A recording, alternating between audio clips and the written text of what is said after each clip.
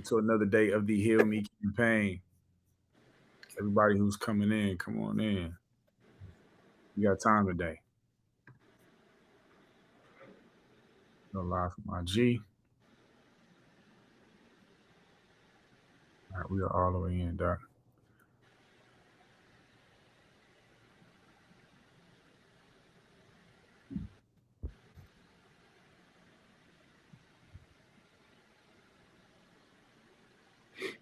Welcome, welcome, welcome. Sound like Carolina Kitchen. Welcome, y'all. This is Yusha Assad, recording artist, motivational speaker, certified master, certified life coach. Welcome to another day of the Heal Me campaign, brotherly conversations, where for the month of May, for 21 days in May, which is essentially Sunday nights through Thursday nights at 9 p.m., I tap in with other African American males to talk about their process of healing, difficulty in healing. I started this because in 2019, I wrote a song entitled Heal Me, featuring Grammy nominated artist Raheem Devon, which talks about how my father uh, inadvertently taught me these unhealthy practices for dealing and coping with pain. My goal is to talk to brothers who have been through something difficult. Sometimes I say, I'm looking for them brothers who've been through their Job moment and came out of it. But I'm looking for those brothers who have dealt with difficulty in life, who have dealt with that dark moment of the soul, kind of space, and still been able to come out of it. The goal tonight is to help those brothers who may be in it. One, know that they're not alone. Two, um, know that they can come out of it, and then three, that they'll hear some strategies tonight to that they can employ to help them get back to a place of peace, power, and purpose. I guess tonight is Chris J. Harris. I met him personally about a month and a half ago at a event in Dallas. We were on a panel together, and the men of this panel, period, which is a group of dynamic men. Um, I wouldn't say that we're special people, but you could tell that the consciousness on the stage was a set of men who take life with a certain intentionality. And Chris definitely spoke well that day. To be clear about his intentionality, and I'm getting a chance to, which is super dope, to kind of tap in with some of the brothers who was on that stage, and Chris was one of them. And I just want him, Chris, can you go ahead and introduce yourself to my crowd? Tell them, what you do, how we can find you, how we can love you, how we can support you. Lay it out for us. Yeah, definitely. So first of all, obviously, Chris Harris. My Instagram is I am Chris J Harris. That's where you can find me. TikTok, the same. I am Chris J Harris. YouTube, I am Chris J Harris. Um, so yeah, from Chicago, born and raised in the city of Chicago, up until about 8 years ago, where I migrated down to Dallas with my family, and you know, um, just started life here. You know what I mean? And it has ran its course. I'm still here. Uh, down here, some trials and tribulations that I've been through down here. But work through them and still working through them. You know what I mean? And so this place will it'll always be near and dear to my heart because it's where I really opened up and expand my consciousness as a man, as a human being. Um, and so, I'm just here with Yusa, like I said, just to spread the message to other men who are, uh, you know, going through something and who needs perspective, who needs some guidance and some love and energy, just to invite them to become a higher version of themselves, which I think a lot of us want to, but we just don't quite know how to from the beginning. So, I'm here to serve. At the end of the day, I'm just here to serve. Thank you, bro. I didn't know you're from Chicago. Yeah. Yeah, yeah, from Chicago, my man. What was that transition like? I was ready for it at the time. The very fast life up there in Chicago. Um, that's why most all my family is up there, and it moving here was definitely a great opportunity for peace of mind to expand myself, to see what else was really out here. You know what I mean? Meet different people, and just take my own path. Really, you know what I'm saying? So very comfortable in the transition. Learned a lot during the transition. Chicago is always going to be home, but I like to miss home before I go back home, if that makes sense. So, um, you know, so it's pretty sweet transition. I mean, when I say sweet, I mean I did it right. It wasn't a lot of thinking behind it. It was kind of one of those situations where it's like get out of your own way and just make it happen. Didn't come down here with the most of anything, but elevated to a point where life is pretty comfortable down here. So Okay. Super dope, man. Super dope. I've only been to Chicago once in my life. Um, other than the airport, because that's a stop point between here and LA. But Chicago's a beautiful city. Only city I know you can in America where you can literally walk out of downtown onto a beach. Um, it's a beautiful scenario in the north. I mean, by the lake, so it's great. I like it. yeah, Um, and I spent a lot of time on the south side, and I know all that they say. But I also live in DC, where people could say all that they say about the difficulty and the crime, and of course it is there, right? It is there. yeah, Like the city is so much more than the crime, and you gotta, get a chance to see it. But yeah. yeah, so let's jump in. For those who are tapped in tonight, I want to go ahead and tell you what the layout of the format is. So our structure for the night is that we will start off by listening to the song "Heal Me" by Raheem Devon. When we're done, Chris won't give us a review of the song. What he will give us, though, is that how the lyrics or one of the lyrics may have connected to him. So we're looking for a connection on the lyrics, primarily because I wrote the song so that it kind of talks about the experience of Black men as we cope with difficulty. And the goal is to see if he can relate to the story. After that, we'll dive right into Chris's story. I'll ask Chris. I'll say, "What broke you?" If that isn't fitting, then I'll change the question to like, "What was the difficult point in life for you? What was the most difficult challenge you faced?" But otherwise, I'm going to say, "What broke you?" After that, we'll talk about whatever vices or um, things that you took on to cope with the moment, whether healthy or unhealthy.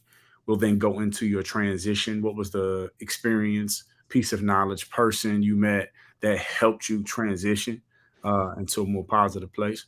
We'll then talk about the practices that you implored at that time to get there. And then, of course, we'll talk about what you do currently just to maintain and stay in a place of peace, power, and purpose. When we're done, we'll definitely tap into those three P's and understand how you move from that space. Are you ready to go? Let's go. Let's get it, man. Cool. So I'm gonna go ahead and play the song.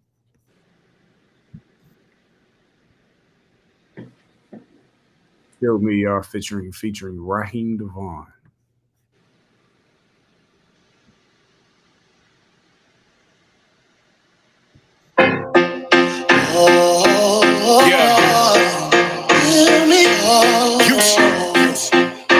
This is my prayer.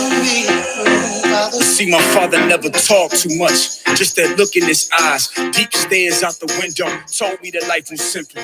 But I would never know what he would never reveal. A sharp look in his face was pain he would conceal. He inadvertently taught me that real men don't feel. So don't follow your heart. Use it to advance your cause, but always follow your thoughts and make a smart decision. You should barely apologize, never ask permission. And when the world does a thing to try to break you down, don't tell a soul. They waiting just to take your crown. Your woman gon' think you weak if you express your pain. Your men gon' say you sweet, though they be feeling the same. So get a vice now. Cup of Hennessy, cigarette, live your life. Whatever you gotta do to get sleep at night. Cause for the longest you probably ain't sleeping right. Or even slept at all. When God calls, don't fight it, take a sigh of relief. That you ain't gotta live no more in this grief. Yeah, the cruel world that we living in is hard and cold. You ain't a man till it scars your soul. Straight up, so don't ever express your feelings. Sit in silence. Cause the only feelings you get are anger, hate, and violence. But see, the system got a process and a plan for that. Time is the only thing you got, so never hand them that. So if you ever truly feel like you about to break, get you a pencil and a notebook, let your mind escape. Writing is the only place where we can feel free. After he died, I read his notebook, he wrote, "Heal me. Heal me, yeah. Heal me. Father, don't nobody understand me. I won't make it out unless you come down and kill me. Yeah, kill me. They don't know the pain I've been going through. I call your name because I know that you can kill me. Was he really that strong, or just putting up a front? Did death come too soon, or was it something he wanted? After 66 hard years of hiding them tears, did he get a reward? Well, let me make this clear that I think his vice got him. The thing he used to cope with life just took the life out of him. Them cigarettes that he was smoking all them stressful days. Though he still had a few good days, and I knew, cause he would smoke one or two, but otherwise a pack.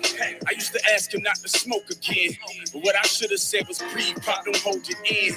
We do yoga to get peace these days, but them Carolina preachers didn't teach these ways. It was suffer and survive. If you don't get your blessings in this life, if you tired, you can get them when you die. He used to hit that cigarette and play too much. That he got cancer and ain't say too much. He said, kill me.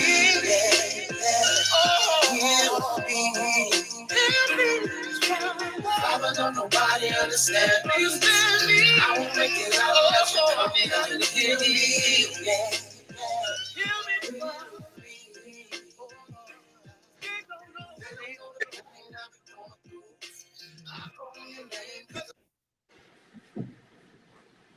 There we go, bro. What's your take on that, man? How do you relate to that?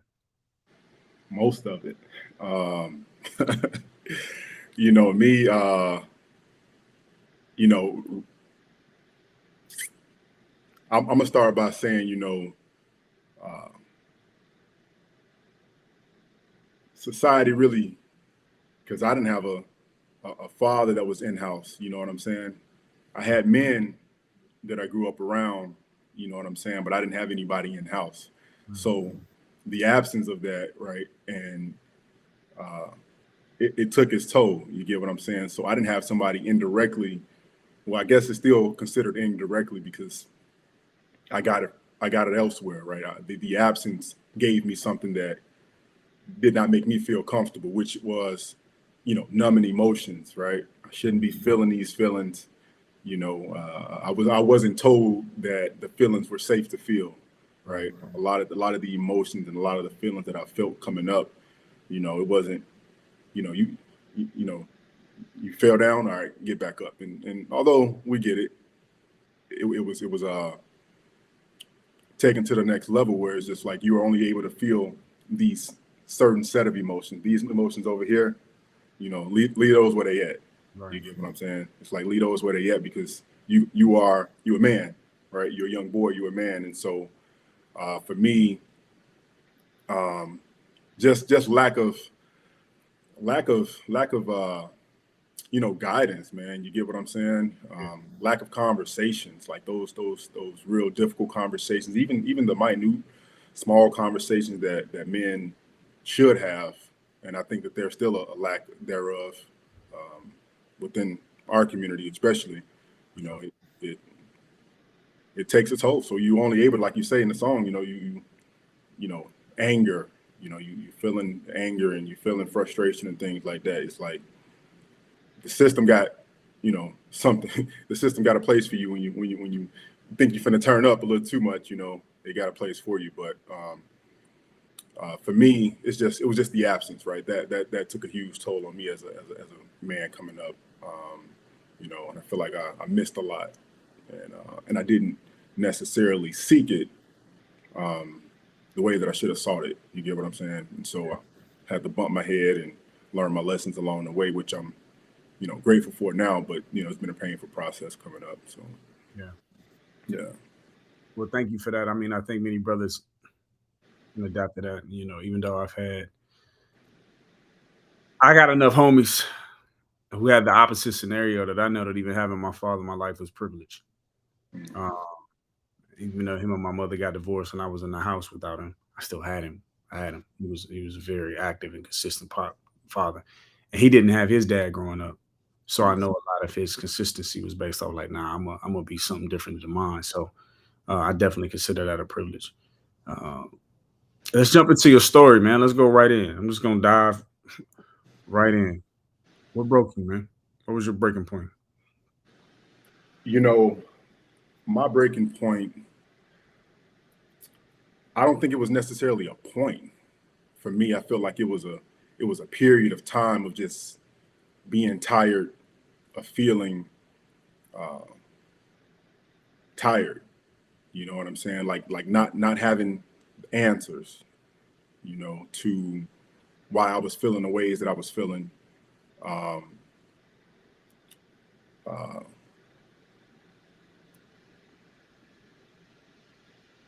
it just wasn't comfortable no more. You know what I'm saying? It just wasn't comfortable. I wanted more out of myself, and so I think that just constantly regurgitating emotions in unhealthy ways brought me to the point where it's just like, you know what, this is too much. Things started happening, between me and my mom, and I started having conversations with my mom about, my upbringing. You get what I'm saying? And just trying to like understand who I was as a man, right? Like, why am I the way that I am? You get what I'm saying? Like, where did, you know, where did, what led me to this point, to where I am right now? And I just wanted to feel, I was just tired of feeling, not whole.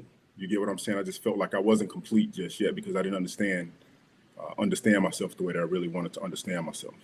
And that trickled over into, you know, relationships, right?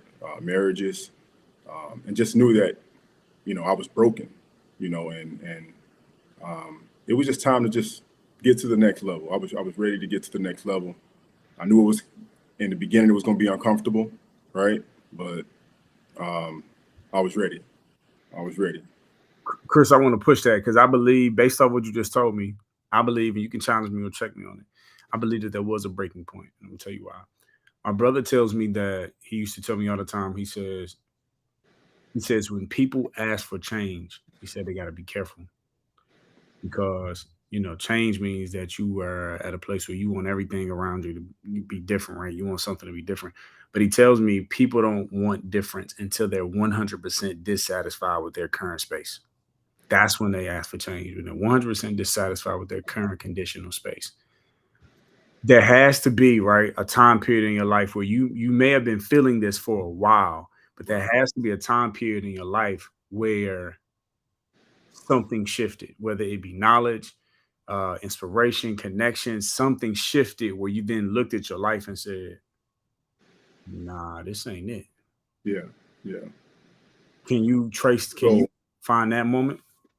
definitely, man. I mean, just not really understanding that I was coping. I think the ignorance in and of itself is very important to state, right?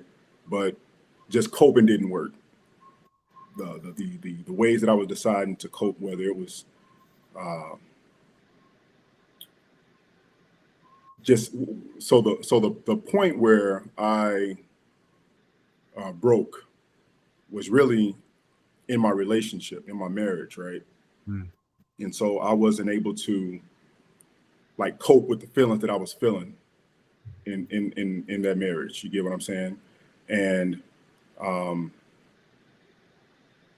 traveling, a lot of traveling. You get what I'm saying? A lot of chasing success, right? Externally, chasing success, and I was still, I still lacked the emotional intelligence to be able to deal with, you know, and look inward. You get what I'm saying? And so I continued to try to cope, and I just couldn't cope no more. You know what I'm saying? It was just, I had healthy ways of coping, but I also had unhealthy ways of coping, but it was leading to nowhere. You get what I'm saying? And I was just ready. I was just ready to just to meet the new me. And a lot of it was exposed in in my marriage, right? And it is what it is. But I've elevated to the place that I am now, and that's what's most important at this point. Yeah, listen, I appreciate that, and I thank you for that truth. I always tell brothers, like, when you walk into spaces like this, people always be like, "Oh, this is a safe space, bro. It's the internet. It ain't safe." Oh no. It's as safe as you feel safe. You know, everything is as safe as the boundaries or, you know, levels of safety that you create. So Right. say what you feel comfortable saying and whatever you don't feel comfortable saying. We respect that. We honor Right. that. Absolutely. I want to push it. I'm still gonna push it though. Absolutely. Was there something she said to you? Was there something that happened? Was there a moment in the relationship where you just had like a where it just clicked for you? It was just like, man, yeah, this ain't what happened. For me, it was just over a time span of major anxiety, right? Mm. Uh, and so I was putting energy into things in the future that hadn't taken place yet. You know what I'm saying? Or I was looking back to the past, right? And this is even outside of marriage relationship. This is just family relationships in as a whole. Being betrayed. You get what I'm saying? I dealt with a lot of that, and um, I guess in an attempt, I was trying to protect myself. Protect myself from similar situations arising again. You know what I'm saying? And you can't live in a space like that. I mean, you cannot. You have to understand how to navigate those feelings and those emotions. And me personally, I didn't have it. I mean, I would tap into podcasts, I would tap into YouTube and things like that. And to be quite frank with you, uh, that brought me some level of insight and perspective that felt good. That felt good. But just like anything else, you kind of get pulled back into your comfort zone. Once you're kind of about to break that resistance level and make that resistance your support, you kind of get pulled back again. And so, So so you're growing, but you're not healing. oh yeah, absolutely. Now, there wasn't no healing at all. Let me be very clear about that. It was a lot of growth and a lot of push to grow, but the healing, Mm. nah, I And so, wasn't getting that part. and so based on what you said earlier, it sounds like you was also leaning a lot into your ambition. Um, I want to say this to you and I want to see how it relates to you, right? So I had a young guy I was talking to the other day, and I was telling him about my time period when I was married and what I learned about the idea of winning. Right? It sounds like I know for sure that human beings we lean into victory, the things that we are good at, and where we know that we can count on our wins, men and women. Um, during my time period when I was married, I would get off work. Right? I used to be a teacher. If I normally had 3 jobs, but if I got off work and I didn't have that third job, I might get off work at like 4 p.m. from teaching. I would go to the gym to work out and then stay and play ball, right? And if anybody understands basketball, who's competitive, you got to get your victory. So I would play Mhm, ball. If I lost, I couldn't leave because I needed to win again. mhm, If I won, I couldn't leave because I needed that next victory. mhm, And so I realized that I was staying at the gym from 4 to maybe 11 o'clock because it closed at 11, playing ball, addicted to the fact that I could control, for the most part, the wins. mhm. I was like, I'm winning. But my wife and my child was at the house by themselves every day. And once I realized, I was like, "Oh, I'm winning over here, Right, right, but right. I'm losing over here," is when I realized that there's no such thing as just pure wins. To win somewhere, you have to make a sacrifice and lose something else. Mhm, And when I realized that, I was like, "Oh, I ain't winning. I am winning, but I ain't winning because what am I sacrificing for this win?" Can you does that correlate with your scenario at all? It does, and the way that I would put it would be just lack of balance. You know, um, so like you say, the ambition was always there, right? And Right. so I'm chasing this business, and I'm doing this, and I'm doing that. Long hours here, long hours there. You get what I'm saying? But I wasn't putting and pouring long hours into myself, into understanding myself. And so there was a void, right? There was a lack thereof, and so although I'm excelling in you know uh, my professional life, right, I wasn't excelling in my personal life as far as myself, me and myself. You know what I mean? And so we put so many hours into these businesses and these jobs and so on and so forth. But I just feel like we should be our biggest study. You know, we might study for hours to learn how to, you know, write music, do music, learn this trade, that trade, you know, be successful in this business. But I don't feel like we put enough hours into the biggest study of our life, which should be ourselves. You know, and so I didn't do that, right? I didn't understand myself, which made me uncomfortable, right? I understood that uh, society taught me how to numb certain feelings and emotions, and so I never got the opportunity to unpack that. And so I'm thinking that, okay, well, I'm gonna suppress this here, right? And I'm saying suppress, but I didn't know what it was at the time, right? Let me be honest, right? Right. It wasn't like it was intentional. No, it was very unintentional. So it's like I'm just gonna chase success, and chasing success is gonna fix all this, you know. And ultimately, you know, it doesn't. It'll catch up to you. You can only avoid things for so long before they come back around full circle. So typically, bro, when I do these interviews, it really be all about the interviewer, the Mhm. interviewee.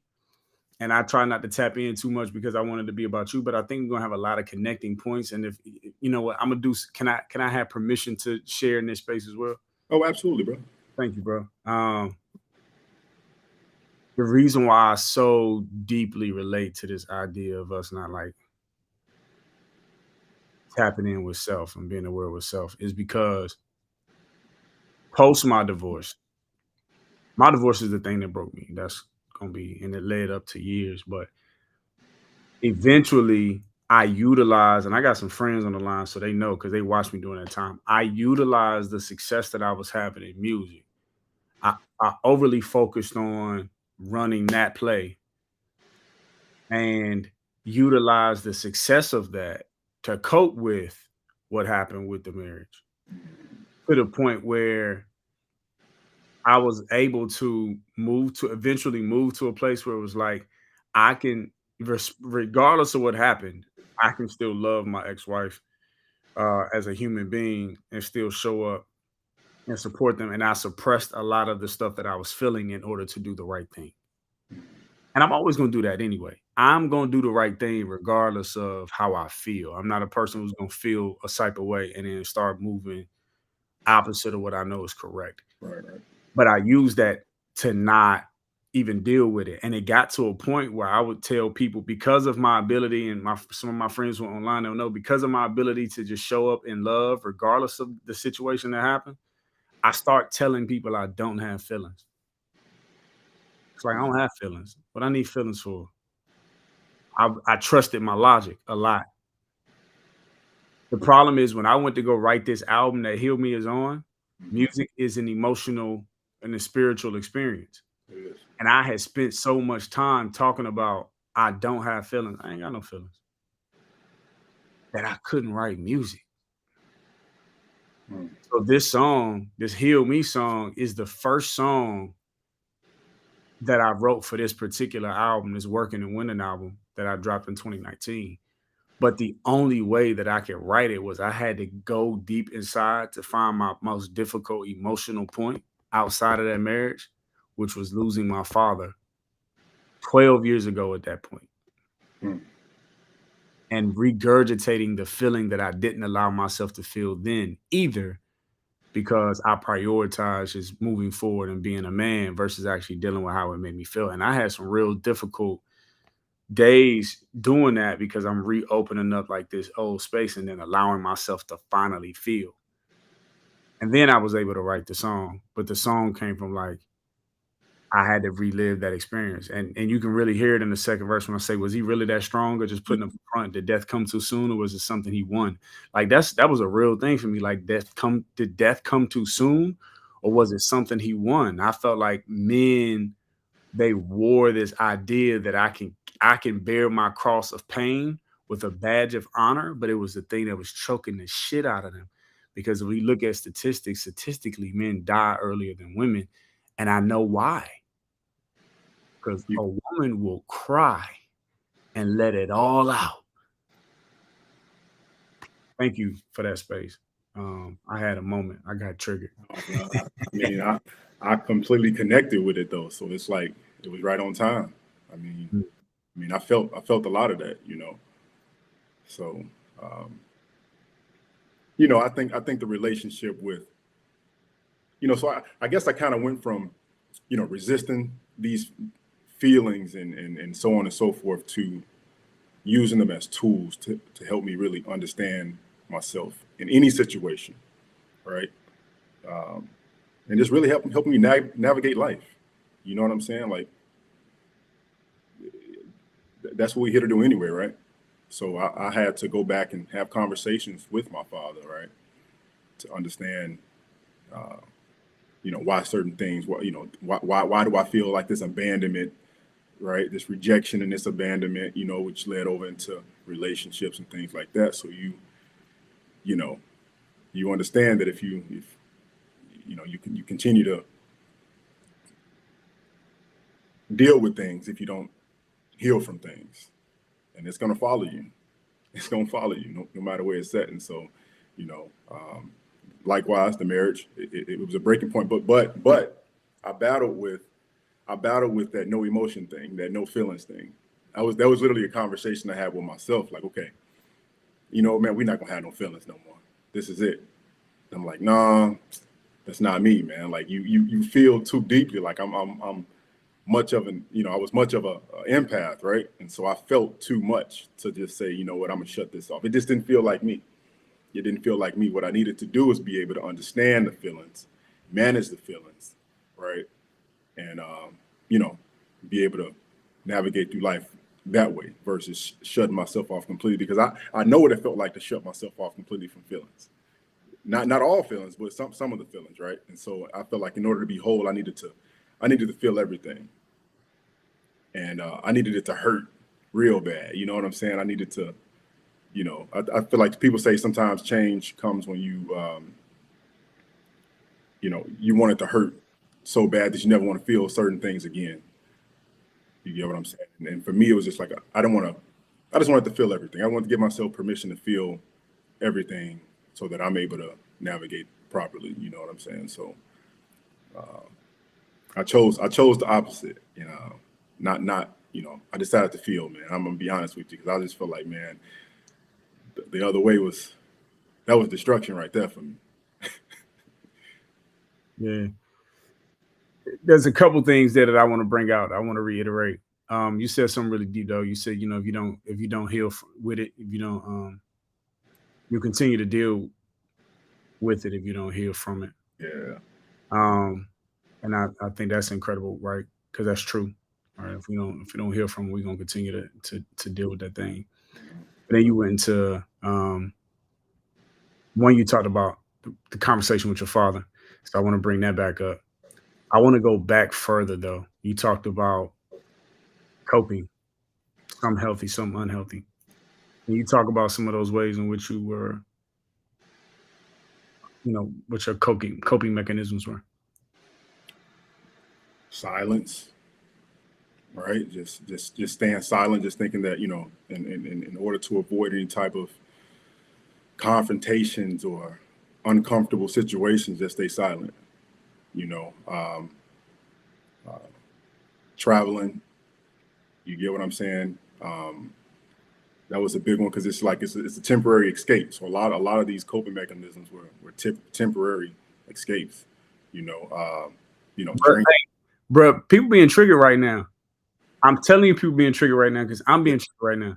Because when we talk about coping mechanisms, we might think about somebody drinking or smoking or sexing.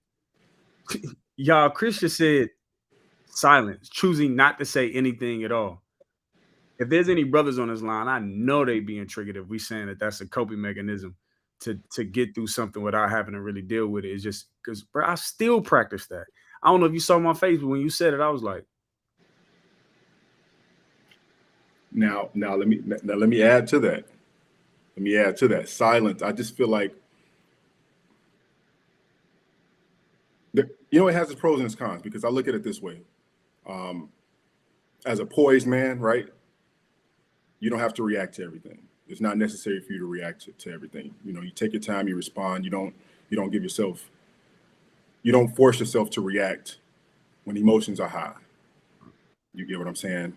But I was, per se, being silent about things that I needed to get answers for, where my input was necessary.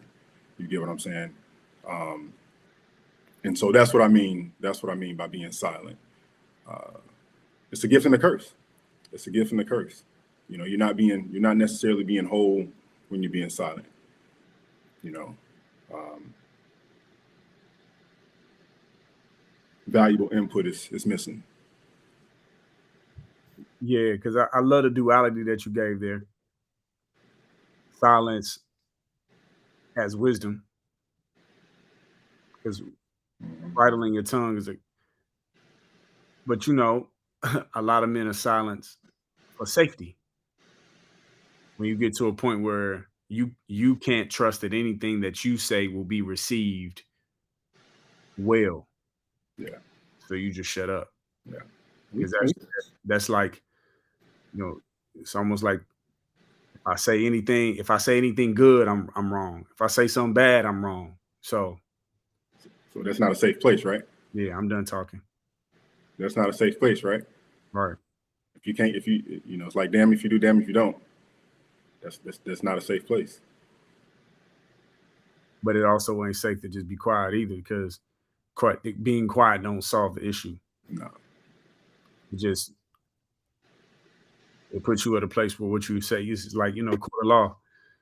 Nothing you say can be used against you, but you quiet.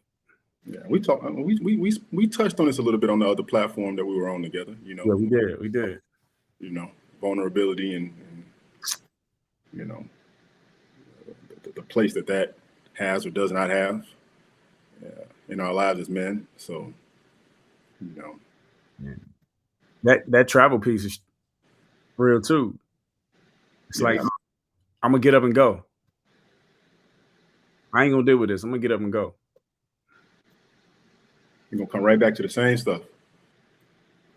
What they call travel depression, where you go and you have such a great time and you got to come back to reality. You'll come back to the same stuff, and the same stuff it actually might follow you where you going.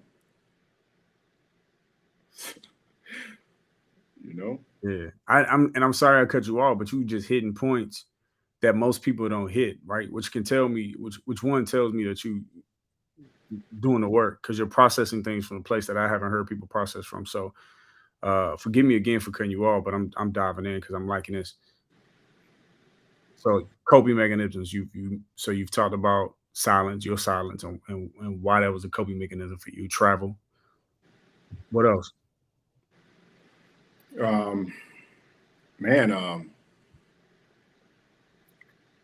Drinking, right? That was obviously one as well. Thinking that you're being social, but it's not. When you kind of get out of that space that you were in, and you kind of look back and reflect on it, it's like, we were doing that maybe a little too much. You get what I'm saying? We were doing that a little too much, and why were we doing that so much? It's just to escape those mental battles that you're going through on a consistent basis. It's like, you know what, man, that's one of the only things that help me feel better is to go hang out with my people, have a couple of drinks just to soothe and just ease it a little bit. And it's always just that I just want to ease it a little bit. I just want to ease it just a little bit, just to be able to function a little bit better. You know what I'm saying? So for sure, definitely drinking and trying to have a good time in life.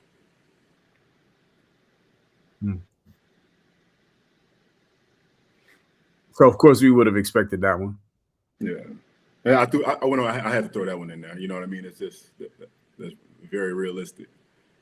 Now, but I think very realistic for sure. But your expression of your coping mechanisms allows us to see that anything can be a coping mechanism if your intention isn't. Like everything is based off the intention, and I believe that anyway, right?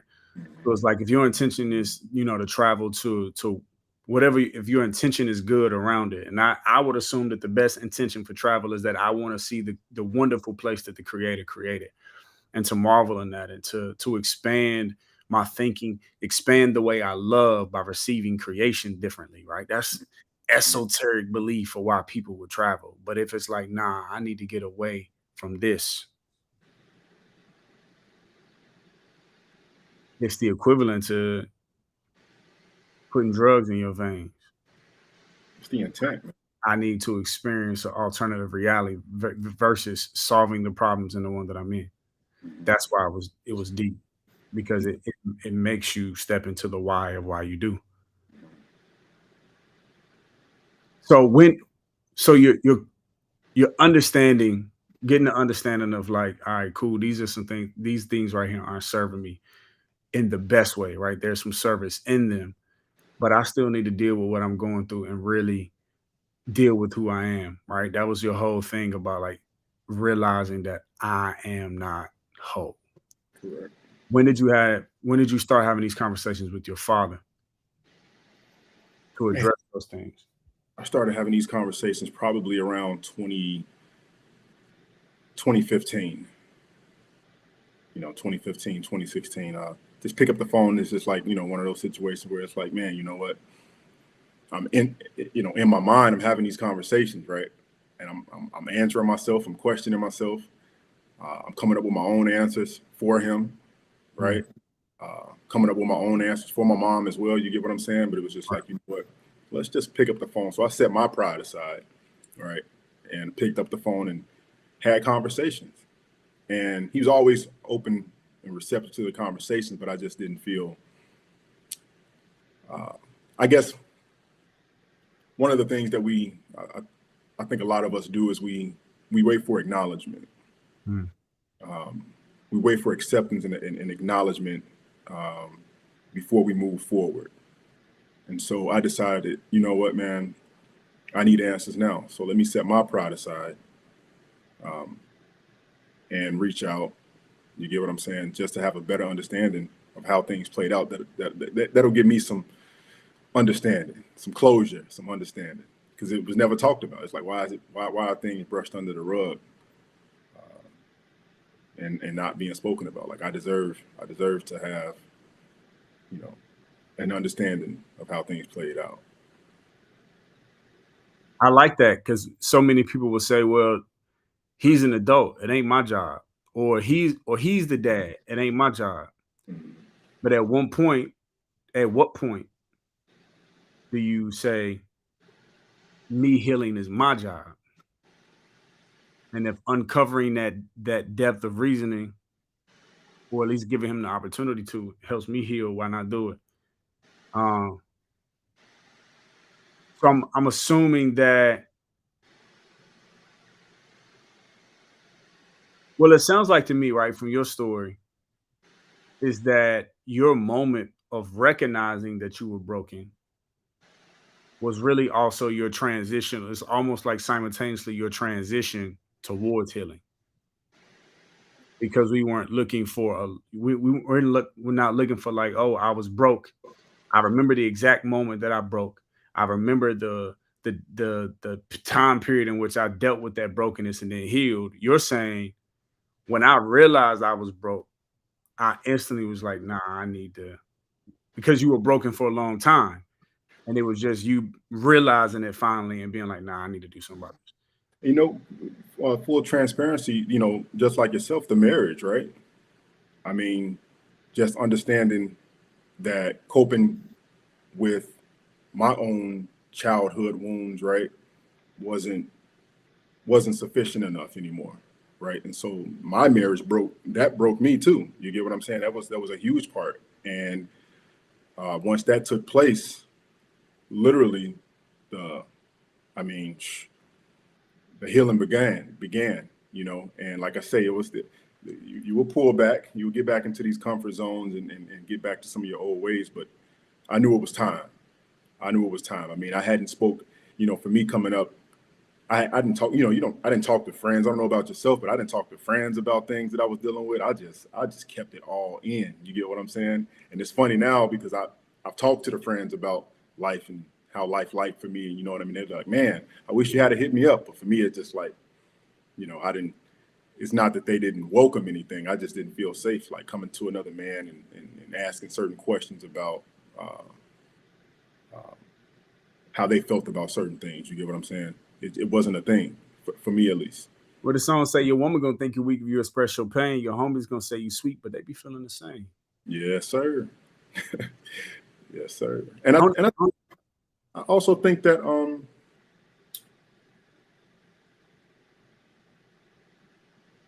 the delivery is important too, Hmm.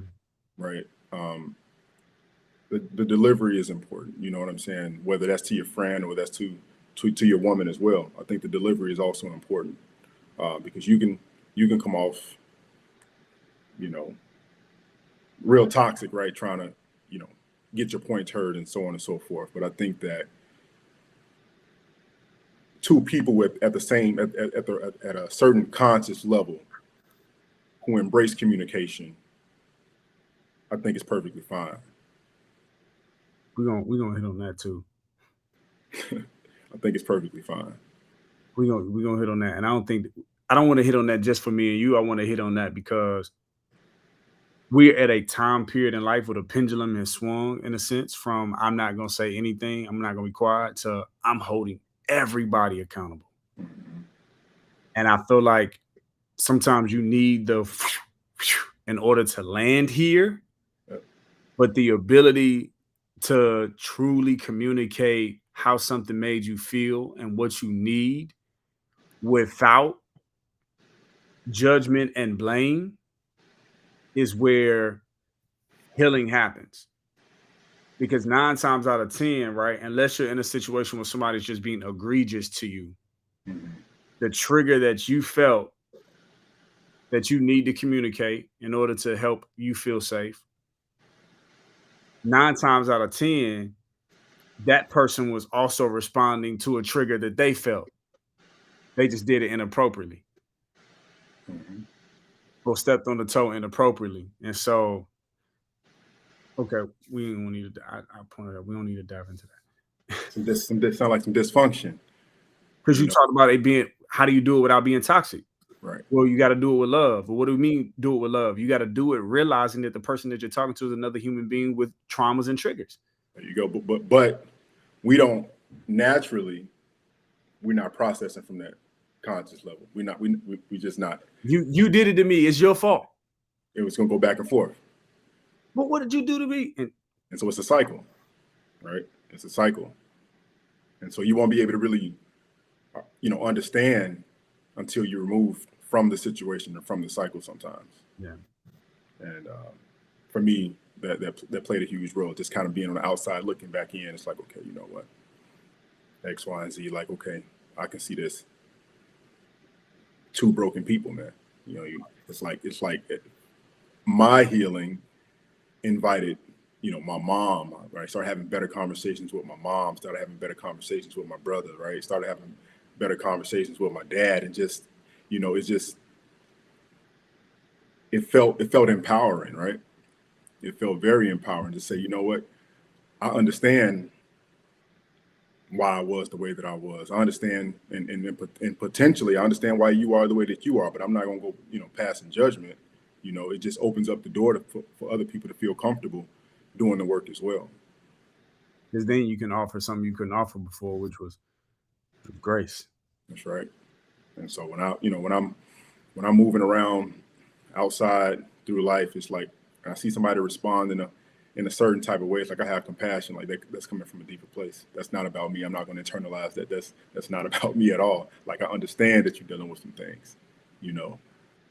And so that kind of happened. That kind of happened to me about a month ago, maybe a month or so ago. I was approached with some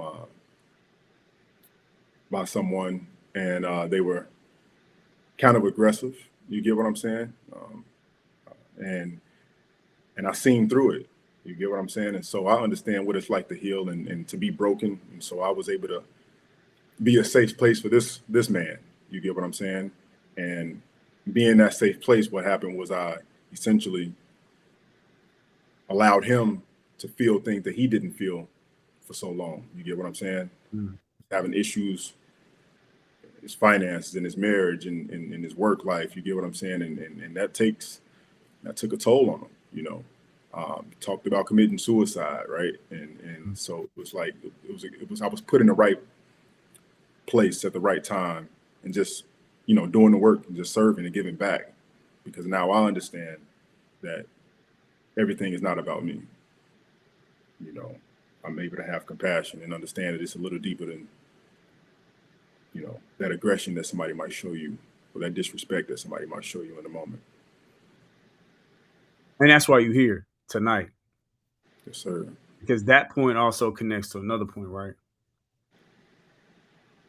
When we were looking for brothers, and when we're looking for brothers to be a part of this Help Me campaign, I tell the sisters who are helping me and supporting me, we are prioritizing finding those men who went through their Job moment. That's the language that I use, and who came out, whether it be a long extenuated period of time. But essentially, I'm looking for those who did the work of healing, because there's a different level of power and confidence that you move in that's not necessarily connected to you being able to control the victory.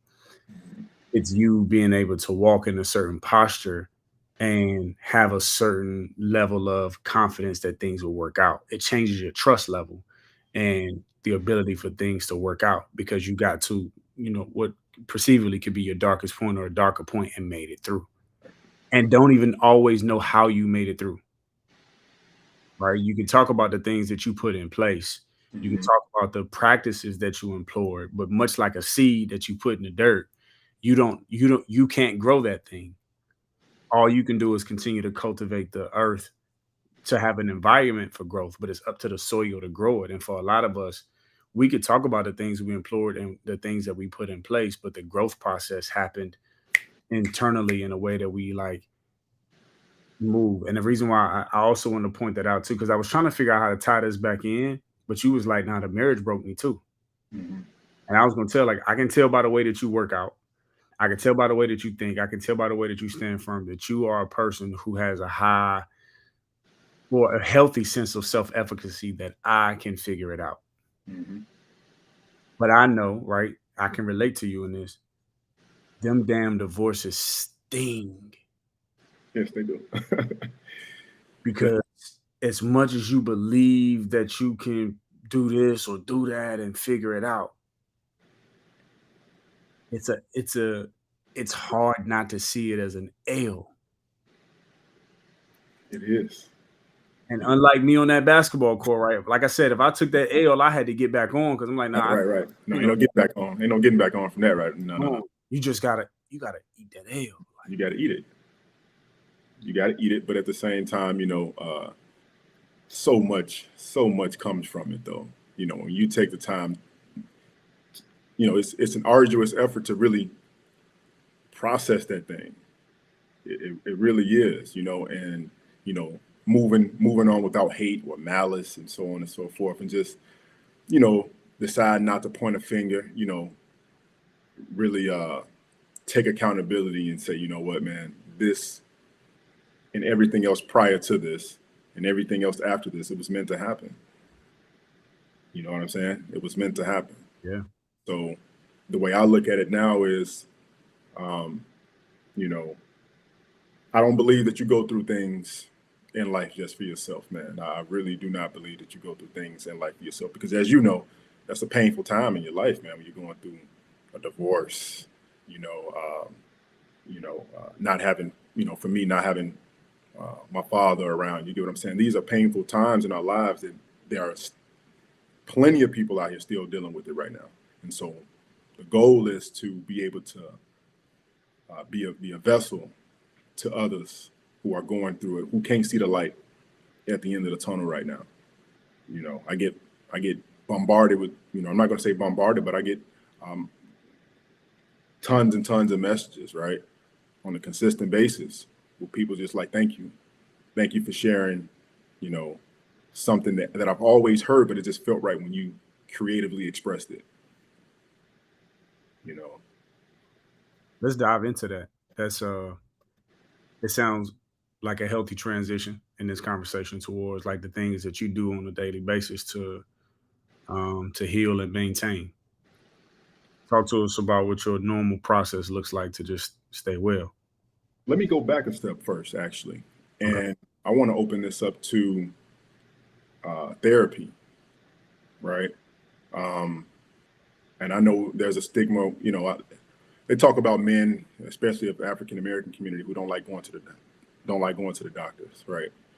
I'm perfectly fine with going to the doctor, but I was not always perfectly fine with the idea of therapy, right? And so I want to share this with some of the guys who uh, don't feel safe enough to really open up just yet. You know, they might have brothers and fathers and so on and so forth in their communities who they don't feel safe to open up and let it all out. Let me say this to all the guys who are resisting going to therapy, right? I'm gonna just say this: try it out. You know, try it out. My therapist at the time, King Jay Barnett, um, the very first day that I went to therapy, man, let me tell you, it was life changing. The weight that I was carrying on my back for many, many, many years, man, it was released in that room that very first day. Mm. Maybe not completely, but a huge weight was lifted off my back. A huge weight was lifted off my back. To sit in a space, sort of how we are right now, right? Having a safe conversation. And although we know this is the internet, the internet ain't safe nowhere. But when you sit in that room and you give yourself permission to sit in that room with another man and to be able to open up and get some perspective, because my mindset for a period of time was, how can another imperfect person tell me about me? Mm. You know, that's closed-minded, right? That's very closed-minded. Conscious level very low, right? But when I went, I'm gonna tell you, and any man, any woman out there that is resisting going, just try it out. Just give it a shot. And so for me now, what I do, I mean, I do a lot of audio recording, journaling. I spend a lot of time outside in nature, just walking and just feeling connected. Um, and you know, meditation, pouring the right foods into my body, water, right. Just turned up the water bottle, I pouring agree. pouring a lot of water into my body, and just trying to just just have balance. Really, you get what I'm saying, between the things that I'm putting in my body, the things that I'm listening to, whether that's music, conversations. Um, it I just feel like all forms of healing have some place. All forms of healing has some place, and so um, obviously working out, and at this particular point in my life is just giving back at the same time that I know that I'm moving within my purpose, and that fulfills me, and that continues to you know, help me heal as well. Man, I love that because I feel like you touched on every on every aspect of wellness as it relates to what the human being needs, right? We talk about therapy and how that triggered improvement in you Hmm. because of the weight that you were able to pull off your shoulders. And I know that's heavy as a man because I think about even like the Atlas shoulders, you know, Right. post where the man is like carrying the weight of the world on him, and the level of responsibility that we sometimes bear that sends brothers crazy go over the top. So I'm glad to hear that that weight was lifted off you. You talked about that. Of course, you talked about healthy eating and exercise and diet and water and hydration, and how important hydration is to your energy is a real thing. But then you also talked about the TV shows you were listening to and the music you were listening to. And I thought that was very critical too, because people don't realize you are what you eat, and you eat a lot more with your eyes and your ears than you do with your mouth every day.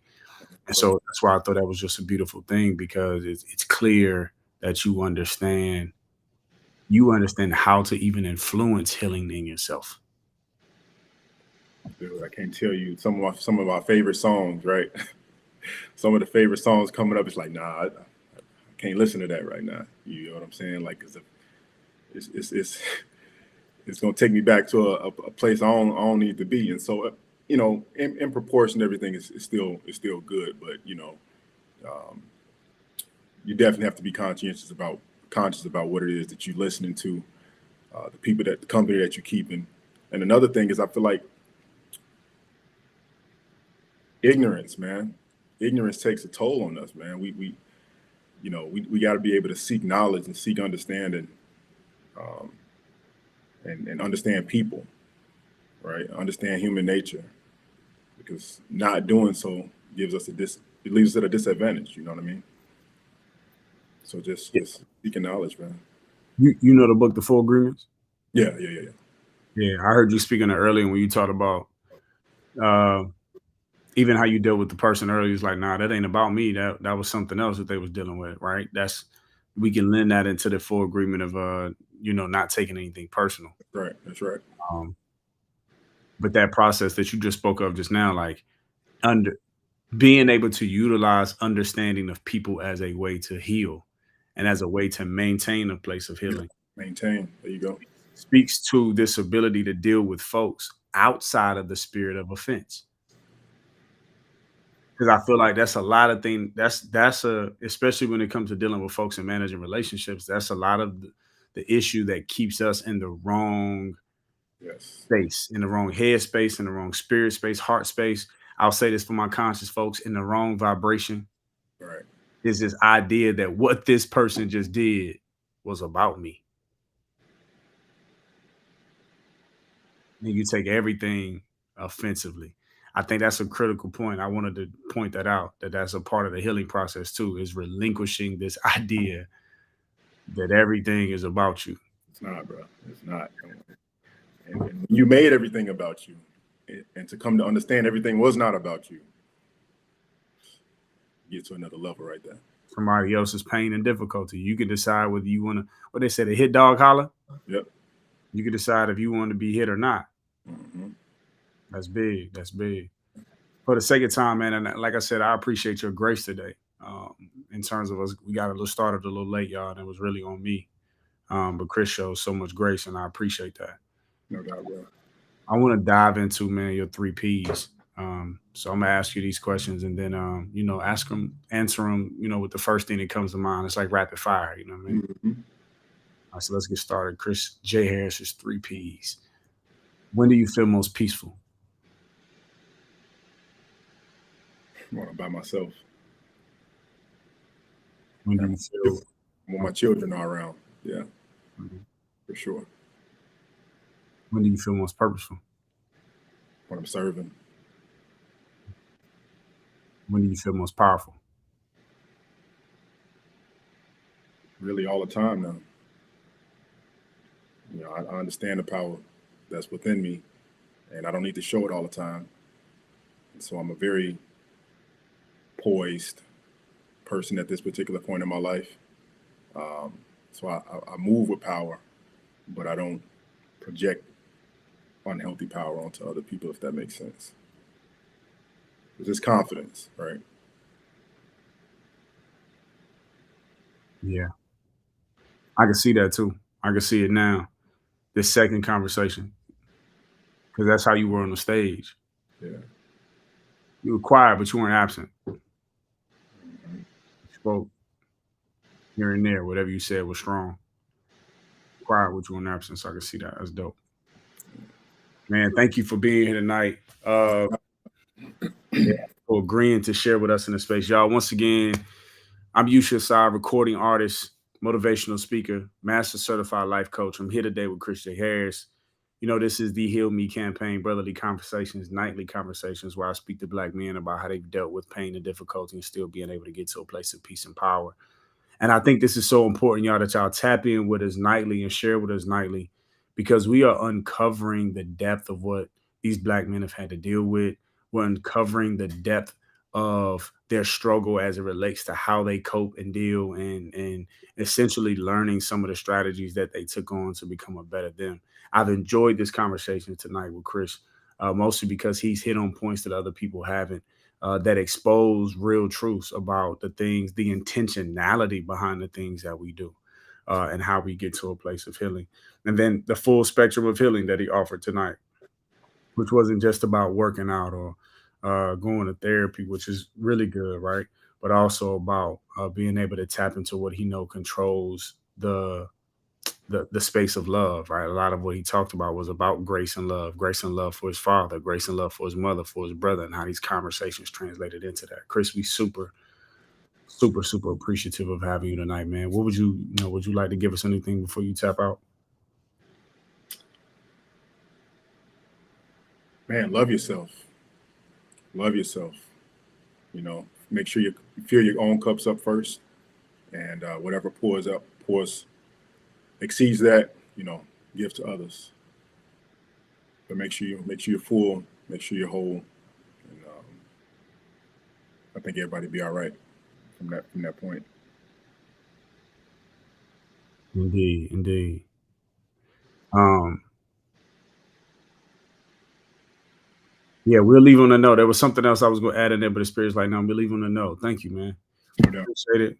And Appreciate y'all tap in with Chris J Harris. It's IM_ Chris J Harris on Instagram. Tap in with him.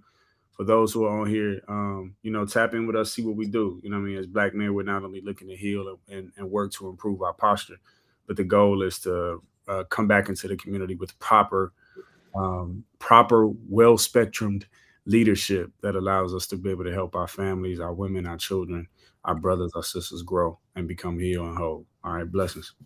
Appreciate you, Yusha.